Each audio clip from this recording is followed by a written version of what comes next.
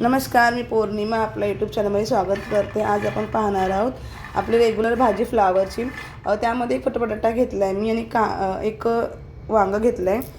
बघा, ह्या भाजीमध्ये आपण कांदा लसूण काही वापरणार नाहोत, कारण की सध्या पारायण सुरू असल्यामुळे काही पारायणाचे नियम अटी आहेत, त्यामुळे आपण कांदा लसूण काही यूज करणार नाही आहेत। बघा, आपण म्हणतो कांदा असला पाहिजे लसूण असला पाहिजे तर भाजी छान झाली पाहिजे, म्हणजे असावं घरात।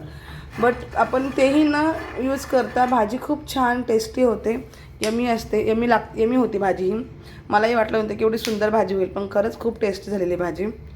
आणि घरामध्ये आहे त्याच म्हणजे वस्तूमध्ये दही मसाले मिक्स करून ती भाजी ॲड केलेली आहे मी। तर बघू शकता, वाफवून घेतली छानपैकी, मस्त असा म्हणजे एवढी छान झालेली भाजी तुम्हाला काय सांगू की सांगूच शकत नाही। तर मग अशी होती आजची रेसिपी, मस्त फ्लावर बटाटोची भाजी।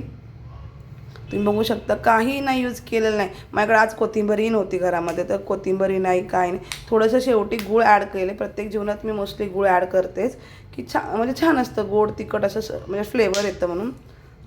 बघू शकता कोकूच्या पप्पाचं ताट तयार आहे आणि माझं हे ताट तयार आहे, या जेवायला।